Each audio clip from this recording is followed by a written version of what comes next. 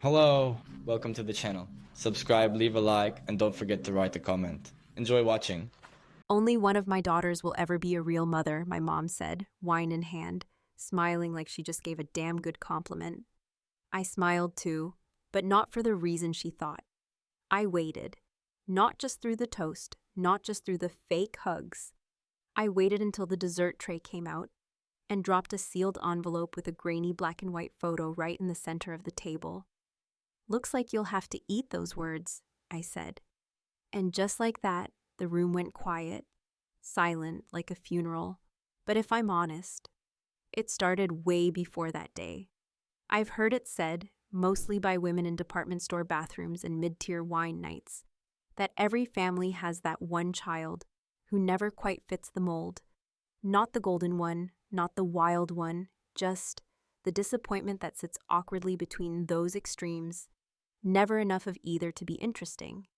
If that's true, then in our family, I was the filler daughter, the one who filled space at holidays, remembered birthdays, and paid her own bills, but somehow always ended up with less.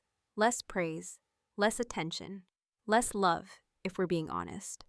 And I was fine with that, mostly, until that baby shower cracked the whole damn illusion wide open. Growing up, my mother had a very particular way of measuring success. It wasn't grades or career goals, not really. Barbara valued presentation, what you looked like on the outside, who you married, how gracefully you behaved when someone insulted you with a smile. She believed in discipline, in a woman knowing her place, not because she was cruel, but because she thought she was doing us a favor. She raised us like prize horses meant to be shown off at family functions, clean, quiet, and impressive from a distance. My younger sister Claire fit that mold like she'd been custom designed. Even as a child, she knew how to please our mother, soft-spoken, compliant, glowing with that natural sweetness that makes strangers want to hand you things. She had golden curls, a heart-shaped face, and the kind of laugh that made people feel like they were part of an inside joke. Meanwhile, I was wiry, sarcastic, and allergic to being told what to do. I don't want to paint myself as some martyr here. I had my wins. I got a scholarship to college, built a real career in corporate communications, and married Tom, a man who, unlike the well-groomed MBA-holding sons-in-law my mother fantasized about, worked in HVAC and wore steel-toed boots to our wedding rehearsal. But he loved me with a steady, quiet certainty that I clung to in the years that followed, because love like that is rare, especially when it doesn't come from your own mother. The real wedge between me and Barbara came during the fertility years. Claire had gotten pregnant accidentally at 29, on her honeymoon no less, and my mother had thrown a champagne brunch so over the top that even the waitstaff seemed embarrassed. At the time, I had just finished my third IVF cycle, which had ended like the rest, in failure, followed by hormone crashes and dark, clawing thoughts I didn't share with anyone. My mother didn't know the details, only that Tom and I had been trying, and that I was, in her words, too stressed to conceive properly. She meant it as advice, like she was suggesting a different brand of vitamins. Every time she said it, I wanted to scream, but instead I nodded politely because God forbid I make her uncomfortable with the truth. That year, Christmas dinner was the breaking point. Claire, 8 months pregnant and glowing like a damn Hallmark ornament, was being hand-fed compliments while I was asked to help clear plates. At one point, Barbara turned to me, swirling her wine, and said, "You know, you always did throw yourself into work. Maybe you just forgot to make space for a family." That was her way of asking why I wasn't pregnant yet, her way of saying I'd done something wrong. I didn't answer her.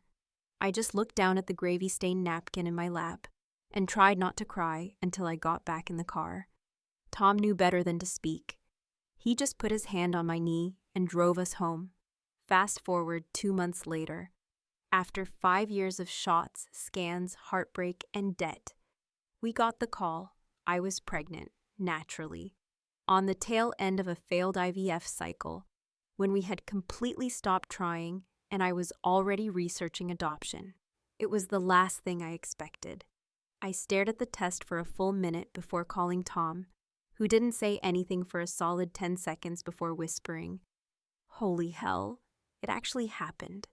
I didn't tell anyone else, not even Claire. Not yet. I needed the privacy. I needed to sit with the quiet victory before it got dressed up or judged or turned into a competition. For once in my life, I wanted something to be just mine. And deep down, though I didn't want to admit it, I knew telling Barbara would mean giving her the power to ruin it with some backhanded compliment or tone-deaf remark about timing. I wanted this pregnancy to live, even if it meant I had to hold it like a secret for a little while longer.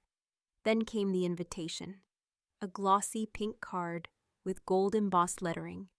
Baby Claire's shower, sugar, spice, and everything nice. The envelope had my name spelled wrong, Emily, for the third time in 2 years. My mother had addressed it herself. Tom saw the look on my face and didn't say a word. He just slid the card onto the kitchen table and went back to his coffee. He knew better than to poke the bear. I thought about skipping it. Really, I did. I pictured every possible excuse. Work conflict, a migraine, car trouble. But something inside me twisted. Maybe it was pride. Maybe it was spite. Or maybe it was the voice of that lonely 13-year-old girl who once overheard her mother tell a neighbor that Claire was the easier one to raise. Either way, I RSVP'd yes and circled the date in red on my calendar. Then I printed the sonogram, not to show, not to gloat, just to have, just in case. Because some stories don't unfold like fairy tales. Sometimes the ones who suffer the longest get the sharpest tools. And sometimes, just sometimes, life gives you the chance to flip the script, right in front of the people who never thought you'd have the guts to speak up. I wasn't sure if I'd use it, but I folded that image neatly into an envelope and slipped it into my purse the morning of the shower, like a final card in a very long, quiet game. And I waited. The morning of the baby shower arrived with that same artificial brightness that always accompanied events my mother planned. Everything overly curated, perfectly timed, and so rehearsed that it felt like walking into a stage play rather than a family gathering. I had barely slept the night before, not from nerves, but from something heavier, something I couldn't name even if I tried. Maybe dread, maybe anticipation, or maybe the kind of fatigue that builds up over years of biting your tongue and being told to smile through the ache. Tom offered to come with me, even though he had already said he'd rather scrub engine parts blindfolded than listen to Barbara talk about Claire's miraculous glow. But I told him no. I needed to do this alone. I think he understood that this wasn't just about showing up to eat finger sandwiches under a pink balloon arch.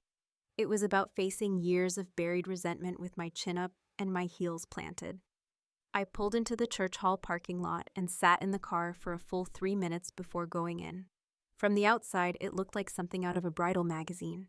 Pink and white drapes hanging from the rafters, glittering baby blocks stacked by the door, and Claire's name spelled out in rose gold foil across a backdrop of artificial flowers. Everything screamed perfection, but in that brittle, showy way that never lasts long once the camera is put down and the real conversations begin. I tucked the envelope with the sonogram deeper into my purse, told myself I probably wouldn't use it, and walked inside, feeling like a guest at a wedding I hadn't been invited to until the last minute. Claire spotted me first, waddling over in heels she had no business wearing at 8 months pregnant, her face beaming with that combination of exhaustion and politeness that women are expected to master the moment they start growing life inside them. She hugged me tight, maybe tighter than I expected, and for a second, I felt that old familiar pang, the one that whispered maybe we could still be close if our mother hadn't spent our entire lives holding a measuring stick between us. She said she was glad I came, asked if I wanted a mimosa, and before I could answer, Barbara swooped in like she always did, smiling for the crowd, lips tight and eyes scanning me like she was still trying to figure out what I'd done with my life that was worth mentioning. "Emily," she said, dragging the name out like she'd tasted something sour. "We weren't sure you'd come with your busy schedule and everything." I smiled, tightly, but with enough teeth to keep the peace, and replied that I wouldn't miss it for the world, which, depending on how you read the tone, wasn't exactly a lie. She handed me a tiny glass of something sparkling and fake smiled, the way she did when she didn't want anyone to know she was annoyed. Then she turned back to Claire and launched into a story about how Claire had always loved baby dolls as a little girl, how she used to swaddle them in dish towels and carry them around like she was born to be a mother. I stood there, a living prop in the background, listening to the kind of praise I hadn't heard since I got second place in a spelling bee in the 5th grade. And even then, I think she asked why I didn't win first. The guests arrived in waves: neighbors, distant cousins, co-workers from Claire's dental clinic, and soon the room was full of the sounds of clinking glasses, small talk, and squeals over tiny socks and pastel onesies. I drifted from group to group like an outsider in my own family, smiling when expected, nodding at stories I wasn't part of, and all the while feeling the envelope in my purse like a hot coal I couldn't put down. At one point, I slipped away to the bathroom, not because I needed to go, but because I needed to breathe without the weight of expectation pressing down on my ribs. I looked at myself in the mirror, the same mirror they had decked out with gold-lettered stickers that said things like "glowing mama to be" and "ready to pop," and tried to see what my mother saw when she looked at me. I couldn't. All I saw was a woman who had fought like hell to keep her head above water, who had endured procedure after procedure, month after month of nothing, and who had finally been granted the thing she wanted most, only to hide it like a shameful secret because she didn't trust her family to receive it with grace. When I came back out, people were gathering for the toast. Barbara had commandeered the mic, of course she had, and stood near the cake table with a full glass of champagne, her posture straight and her eyes bright with the kind of pride that made her feel important. She welcomed everyone, thanked them for coming, and then launched into a long speech about how motherhood was the most sacred duty a woman could ever fulfill. She went on about how Claire had always embodied grace and femininity, how she had bloomed into the perfect wife, the perfect daughter, and now, soon, the perfect mother. The crowd nodded, cooed, some even clapped. And then, with the most casual cruelty I have ever witnessed wrapped in silk and pearls, she said the line that would burn itself into my bones for the rest of my life. "Only one of my daughters," she said, smiling wide, "will ever be a real mother." The silence was instant and sharp, like someone had cracked the air with a whip. A few people looked at me, unsure if they had heard her right. Claire froze, her mouth parting slightly in horror, but she said nothing. I didn't move. I didn't flinch.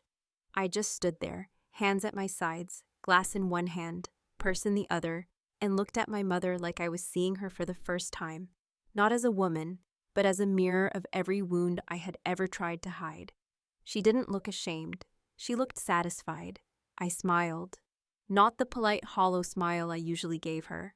A real one, slow, cold, certain. I said nothing in that moment, not because I had no words, but because I had all of them, and I wanted to choose them carefully.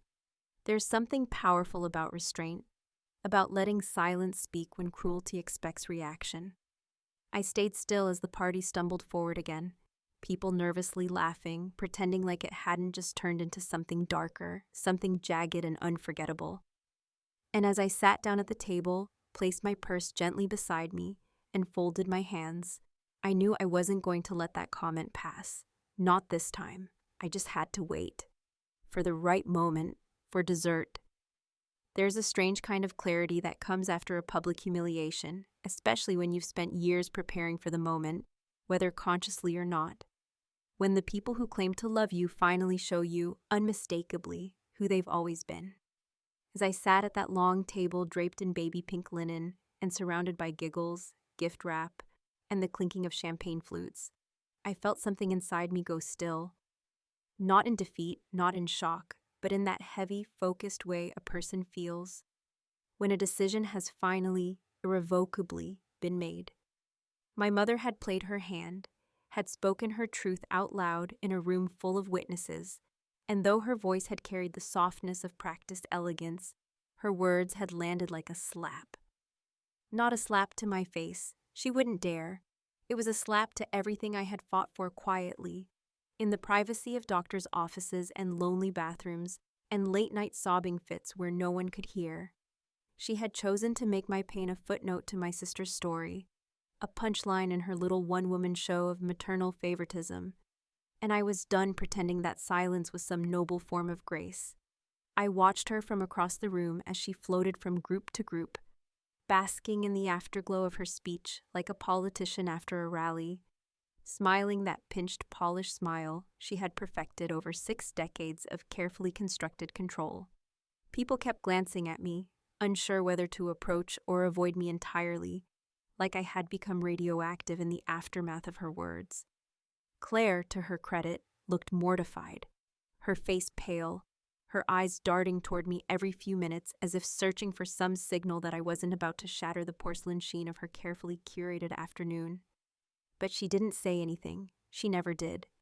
That was always the unspoken arrangement. Claire received the love and approval, and in return, she never questioned its terms. I excused myself to the hallway for a few minutes, not because I needed air, but because I needed to feel the envelope again, to hold it, to remind myself it was real, to steady my nerves with the tangible proof that I was not barren, not broken, not a failure by anyone's measure, but hers. I unfolded it once more, ran my thumb across the dark curve of my baby's tiny silhouette, and whispered something I hadn't dared say out loud until then. I'm not hiding you anymore. The fluorescent light buzzed overhead, harsh and unflattering, but I didn't care. I felt calm. Not the brittle calm of someone trying to hold it together, but the deeper, anchoring calm of a person who finally knows what they're going to do. When I returned to the party, the gifts had been opened, the games had been played, and the catering staff was beginning to roll out the dessert table, a shrine of pastel cupcakes, candy-covered cookies, and a towering 2-tiered cake adorned with fondant baby shoes and tiny edible rattles. I took my seat again, hands folded, my purse now open beside me, the envelope tucked just inside the flap, visible only to me. I waited. I listened to the dull hum of conversations, to the scraping of forks against ceramic, to the false laughter that comes from people who don't know where to look. No one mentioned my mother's comment again, not directly, though a few tried to smooth things over with small talk and nervous smiles, as if awkwardness could be spackled over a wound that deep. Lisa, a longtime family friend who had known me since I was in braces and rage, leaned over at one point and said under her breath, "You handled that better than I would have," with a wry smile and a raised brow that told me she, at least, had heard it the way it was meant. I nodded, but didn't respond, because I was focused now, counting heartbeats between breaths, waiting for the exact moment when the timing would be just right, not too early, not too obvious. It had to feel unplanned, but unforgettable. The cake was cut. Slices were passed around. Claire made a soft speech, her voice quivering just slightly, thanking everyone for being there, for celebrating her journey into motherhood, for their love and support. She looked directly at me during the last line, and I think, in her own way, she was trying to include me, to reach for something neither of us had really named between us. Some shared ache we both inherited from a woman who had never known how to love fairly. I almost let it go. I almost smiled, almost nodded, almost swallowed the years like I always had. But then Barbara laughed from across the room. Not loudly, not cruelly, just a little chuckle at something someone had said. And it was so carefree, so utterly pleased with herself, that it made my skin go cold. She was fine. She thought she'd gotten away with it. She thought her toast would be remembered as charming, as clever, as a moment of maternal pride, rather than what it truly was, a knife twisted. So I stood up slowly, deliberately, and walked toward the center of the table where the cake sat half-eaten and surrounded by discarded forks. I didn't raise my voice. I didn't make a speech. I simply reached into my purse, pulled out the envelope, and placed it on the table in front of Barbara's plate. Every movement was slow, intentional, silent, the kind of silence that drowns out everything else.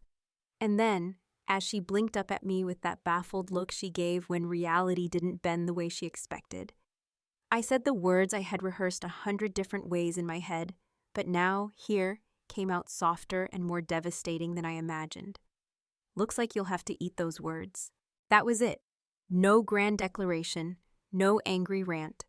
Just a quiet bomb, dropped with surgical precision in the middle of her carefully curated afternoon. The envelope sat there, unassuming but heavy with meaning. She didn't touch it at first. No one did. The room had gone still, no forks, no chatter, no movement, just eyes, all eyes on her, and then on me, and then back to that pale pink envelope resting against the edge of her dessert plate like a final judgment. Claire looked like she'd stopped breathing. Lisa covered her mouth. One of the caterers, bless his heart, froze mid-pour over a glass of sparkling cider. And my mother, after several long seconds that stretched like years, finally reached forward with trembling fingers and opened the flap. She pulled the sonogram out slowly, her face still unreadable, and stared at it like it was written in a language she didn't speak. For a moment she said nothing, not even a twitch, but I saw it, the flicker in her eyes, the way her lips parted, the subtle recoil in her shoulders, as if the truth itself had smacked her across the face. I didn't wait for her to speak. I turned, walked back to my chair, and sat down as though nothing had happened, my heart thudding in my chest like a distant drum. The rest of the room was caught between shock and awe, unsure if they were witnessing a breakdown or a breakthrough. And I, for the first time in a long time, felt like I was exactly where I needed to be. I didn't need applause. I didn't need forgiveness. I just needed her to know. The seconds that followed my quiet declaration felt stretched beyond time, as if I had stepped into the stillness that only exists just before a glass shatters or a storm breaks over an open field. A moment suspended in air, where breath becomes weight and silence wraps itself around every moving part of the room like a fog too thick to pass through. My mother sat there with the sonogram in her hand, her fingers trembling just enough to betray what her face so desperately tried to conceal. She was always so carefully composed, so obsessed with maintaining the illusion of dignity and control. But now, in the soft lighting of a room she had decorated for someone else's triumph, her composure cracked just enough to let the truth leak in. And the truth, raw and undeniable in the form of a grainy black and white image, landed with the precision of a sniper's bullet straight through the pride she wore like armor. For a moment, no one dared to speak. You could hear the hum of the overhead lights, the shifting of a single chair leg, the soft clink of someone setting down their untouched fork. Claire sat as if frozen, her eyes darting between me and our mother like she was watching a building collapse in real time, and didn't know which direction to run. Lisa, bless her, whispered a drawn-out "damn" under her breath, not loud enough for most to hear, but with the kind of stunned reverence people usually reserve for train wrecks or courtroom verdicts. And still, my mother said nothing, her lips tight and bloodless, her expression hovering somewhere between disbelief and betrayal, as if I had committed some unspoken act of war simply by existing in a truth she refused to acknowledge. I waited, not because I expected an apology or even acknowledgement, but because I wanted to watch her sit with the reality she had always denied me, that I too was capable of creating life, of bringing something beautiful into this world, of becoming the thing she believed I could never be. I wanted her to feel the weight of her words, not in a dramatic, tear-filled reckoning, but in the quiet humiliation of realizing that her public cruelty had just detonated in the middle of her own celebration. And yet, even then, even as she folded the sonogram and placed it silently back onto the table, her pride clung to her like a drowning woman to driftwood. "Well," she finally said, her voice clipped and too steady, "this certainly explains your mood today." That was it. No congratulations, no apology, just a bitter attempt to reduce my moment to an inconvenience, as if my pregnancy were a disruption rather than a revelation. The dismissal was almost laughable in its pettiness, but I didn't laugh. I just stared at her, letting her sit in the discomfort of what she had done, letting her feel the consequences of treating her daughter like a placeholder in someone else's story. Claire, cheeks flushed with a mix of embarrassment and what might have been regret, stood abruptly, muttered something about needing the bathroom, and disappeared down the hallway, one hand pressed to her swollen belly, as if holding herself together physically, could keep the rest of her from unraveling. For a few minutes, the party spiraled into that awkward, fractured energy that settles over people when they know they've witnessed something intimate and brutal but don't know how to respond. Guests started gathering their things with polite excuses. Early morning meetings, babysitters, headaches, each one eager to escape the tension without having to take sides. It didn't matter. I hadn't done this for them. I had done it for me, for the years I had spent shrinking myself into silence, for the doctor visits I went to alone, for the holidays where I watched Claire unwrap onesies while pretending not to notice the way my mother looked at me with pity instead of pride. Lisa leaned over once more, her eyes soft now in a way they hadn't been earlier, and said, "She'll never say it, but she knows. You won today, Em." I nodded slightly, still too full of unshed emotion to speak, and clutched my purse in my lap like it was something sacred. In a strange way, I felt light, like the burden I had carried for so long, the shame, the doubt, the hollow ache of being invisible, had finally been acknowledged, even if not by the person who had caused it. Sometimes justice doesn't come in grand gestures or redemption arcs.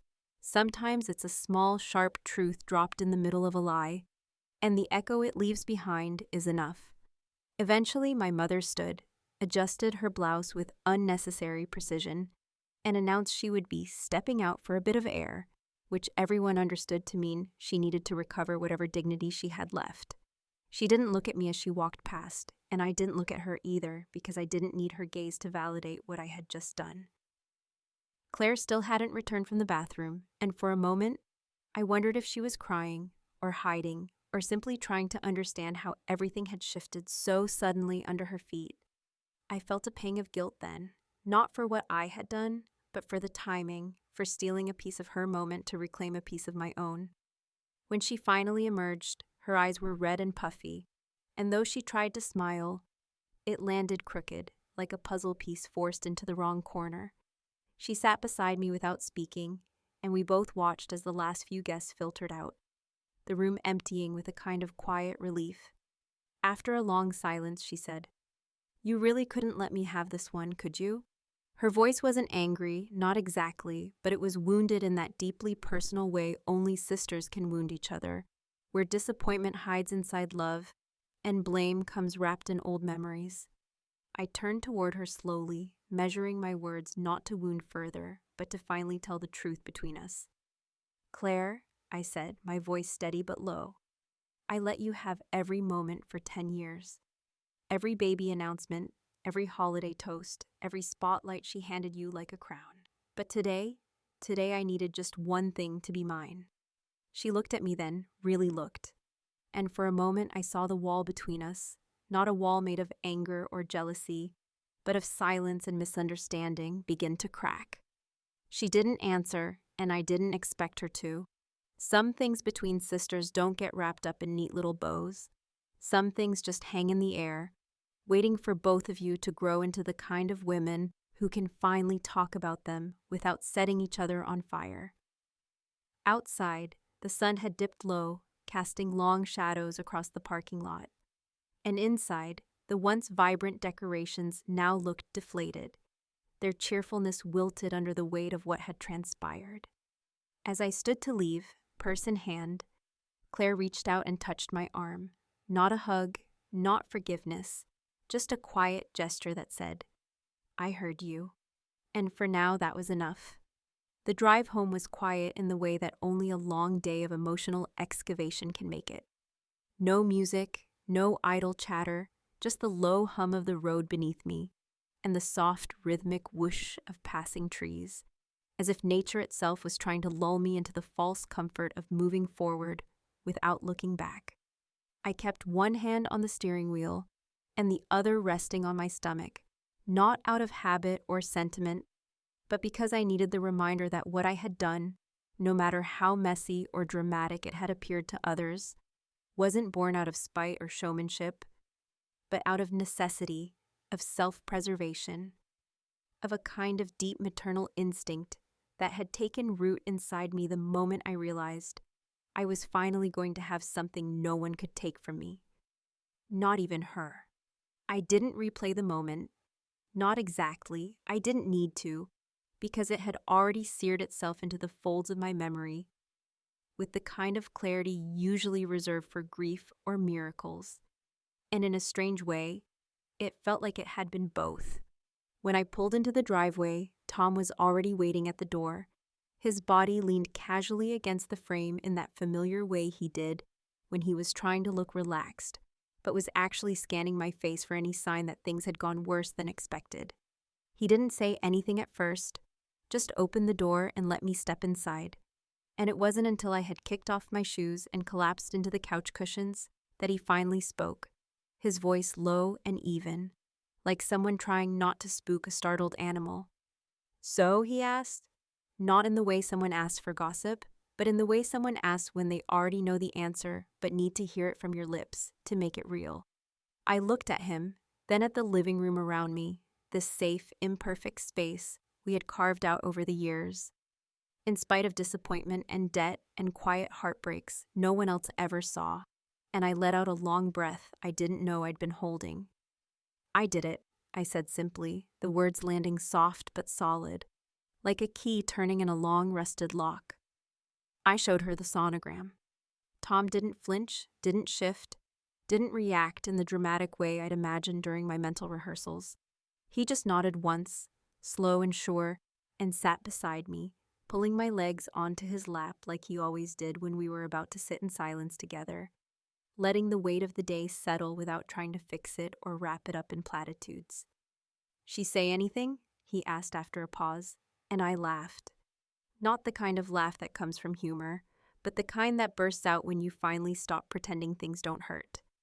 "She said I ruined her afternoon," I replied, not bitterly, just truthfully, and Tom gave a small shrug, the kind that said, well, she had it coming, even if he didn't speak it out loud. And that's the thing, isn't it? The words we don't say often matter more than the ones we do. My mother didn't congratulate me. She didn't cry or apologize or even pretend to be happy for me. And that silence, in all its cold finality, told me everything I needed to know about the kind of love she had always reserved for the daughter who played by her rules. But the thing I hadn't expected, the twist I hadn't seen coming even after all these years of analyzing every glance and comment, was how little her reaction mattered to me in the end.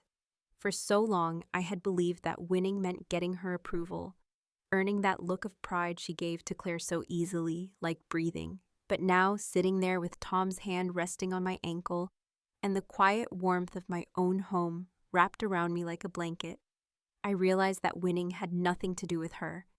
It had everything to do with reclaiming my story. The next day, a message popped up on my phone. It was from my mother, short and sterile, with no greeting, no warmth, no trace of the woman who had once sung lullabies over my crib. "Congratulations, I hope the baby is healthy." No punctuation, no heart, no question about how I was doing or how far along I was, or what the doctor had said at my last appointment. Just a sentence, a thin, obligatory bridge tossed over the canyon between us. I didn't reply. I deleted it without thinking, not out of spite, but because I had nothing left to say that would make her understand, and I had finally stopped needing her to. Claire called 3 days later. Her voice was softer than I remembered, hesitant around the edges, like she was still finding her footing after watching the pedestal she had been placed on begin to crumble under the weight of truth. We talked about nothing for a while, the weather, her nursery colors, the new car seat she was researching, and then, out of nowhere, she said, "You know, I never told her to say that. What she said at the party, that wasn't me." I paused, unsure of how to respond, because part of me had already accepted that we might never talk about it directly again, that the damage was too old and too woven into who we had become. But she kept going, her voice quivering slightly like she was walking a tightrope over the fragile space between us. "She's always made me feel like I had to be perfect," she whispered. "And honestly, I'm exhausted. I'm scared all the time. I'm scared I'll mess this up, that I'll never live up to how she talks about me. And the truth is, I didn't want to be the only one. I just didn't know how to say it." I felt something break open in me then, Not anger, not sadness, but a strange, quiet understanding. Claire hadn't won. She hadn't been handed the better life. She had been groomed into a role neither of us had asked for. And while she got the applause, I got the silence, but both of us had been denied something we desperately needed: the freedom to be seen without condition. We talked for almost an hour that night. Not everything was resolved. We didn't cry or apologize or promise to be best friends from now on. But we laughed once or twice, and that was enough, for now. Because what I had learned through all of it, what had finally rooted itself deep inside me like the first flutter of life beneath skin, was that some wounds don't close with words or grand reconciliations. Some wounds close because you stop picking at them. You stop letting them define you. You build something new in the scar tissue and let the people who love you walk alongside it, not because they understand all of it, but because they're willing to try. That night, as Tom and I sat curled up on the couch watching reruns of some sitcom we'd seen 100 times, he looked over at me with that same patient steadiness he'd offered since the beginning and asked, "Do you think she'll ever admit she was wrong?"